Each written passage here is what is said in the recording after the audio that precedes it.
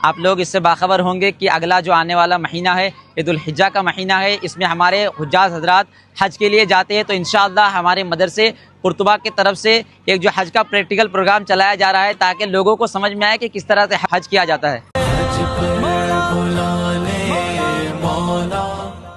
تو حجاج کرام سب سے پہلے اپنے اپنے میقات میں جہاں آ کر کے ٹھہرتے ہیں وہاں سے احرام باندھ کر کے جو ان کا جو قافلہ ہے یہ مینا کی طرف روانہ ہوتا ہے، سیدھے مینا میں آتے ہیں اور مینا کے بعد پھر یہ یہاں 5 وقتوں کی نماز پڑھ کر کے 9 کی فجر کو یہ عرفات کے لیے روانہ ہو جاتے ہیں۔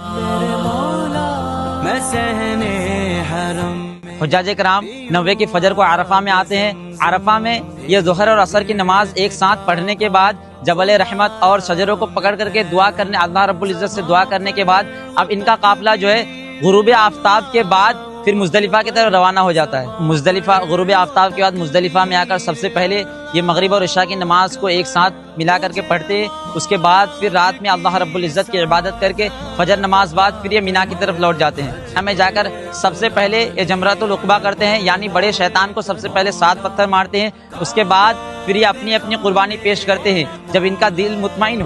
ہو جاتا ہے کہ ہماری قربانی ہو چکی، پھر یہ حلق کرتے ہیں جو کہ ہمارے مذہب کے حساب سے افضل ہے۔ اس کے بعد حلق کرنے کے بعد پھر یہ کعبے کے طواف کے لیے نکل جاتے ہیں اور کعبہ کا طواف کرنے کے بعد زمزم نوش فرماتے ہیں اور زمزم نوش فرمانے کے بعد اس کے بعد پھر باب الصفا سے نکل کر صفا اور مروہ کے درمیان سعی کرتے ہیں اور سعی کرنے کے بعد پھر یہ مینا کی طرف لوٹ جاتے ہیں۔ 11-12 کو مینا میں ٹھہرتے ہیں اور اس دن 11ویں کے ظہر نماز بعد یہ سب سے پہلے جا کر کے جمرات الاولیٰ، جمرات الوسطیٰ اور جمرات العقبہ یعنی تینوں شیطان کو پتھر مارتے ہیں۔ اس کے بعد 12ویں کے دن بھی اسی طرح کرتے ہیں اور سب سے آخر میں یعنی 12ویں کے دن وہ طواف الوداع کر کے اپنے اپنے گھروں کی طرف اور رسول اللہ صلی اللہ علیہ وسلم کے جو روزہ مبارکہ ہے اس کی زیارت کے لیے اور دیگر صحابہ کرام کے روزہ مبارک قبروں کی زیارت کے لیے، مقبروں کی زیارت کے لیے یہ اپنے سفر کو وہاں سے ختم کرتے ہیں اور اسی طرح ان کا حج مکمل ہو جاتا ہے۔